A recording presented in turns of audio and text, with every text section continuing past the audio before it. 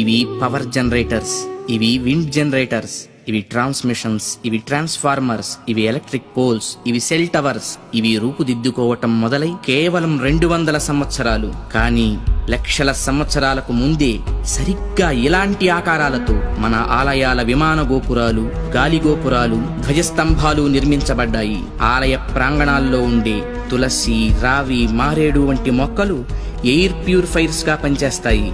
ఆలయాల్లో అర్చకులు చేసే ముద్రలు ఆక్యుప్రెజర్ గా మారి శరీరంలోని ప్రాణశక్తిని ప్రేరేపిస్తాయి.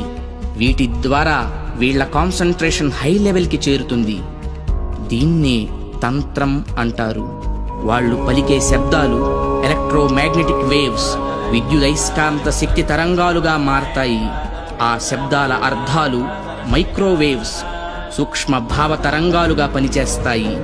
దీన్నే మంత్రం అంటారు. గుళ్ళు కట్టేటప్పుడు బంగారం, వెండి వంటి ఖనిజాలతో పాటు నవరత్నాలను భూమిలో నిక్షిప్తం చేస్తారు. ఇవి ఎర్త్ పిట్స్ గా పనిచేస్తూ శక్తిని ఆలయ ప్రాంగణమంతా వ్యాపింపచేస్తాయి.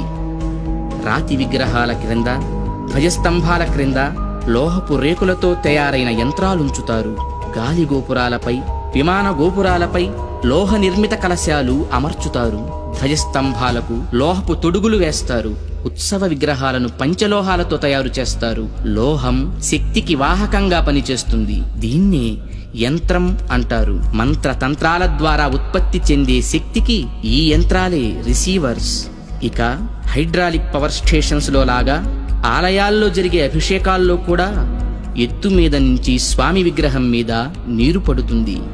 దానివల్ల పొటెన్షియల్ ఎనర్జీ కైనెటిక్ ఎనర్జీగా మారుతుంది. ఇలా మంత్ర తంత్ర యంత్ర ప్రక్రియలతో విశ్వవ్యాప్తంగా ఉన్న ఇంటర్నల్ ఎనర్జీని రిసీవ్ చేసుకొని అందరికీ అందించే కాస్మిక్ పవర్ స్టేషన్స్ మన ఆలయాలు.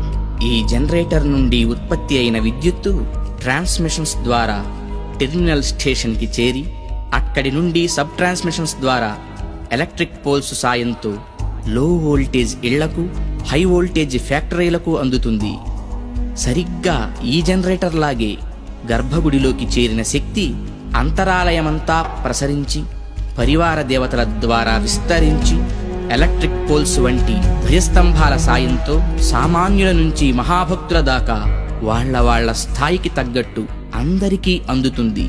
అందుకే గుళ్ళకి వెళ్లే భక్తులు ప్రశాంతతను పొందుతున్నారు, గ్రహణ శక్తిని పెంపొందించుకుంటున్నారు. ఆ శక్తితోనే సమస్యలను పోగొట్టుకోగలుగుతున్నారు. అంటే అర్చకులు ఎలక్ట్రీషియన్సా? యా. అంటే మీరు చదివింది సైన్సా? Common sense. అందుకే గుండె పని చేస్తున్నంత కాలం దేహం బాగుంటుంది, గుడి పని చేస్తున్నంత వరకు దేశం బాగుంటుంది.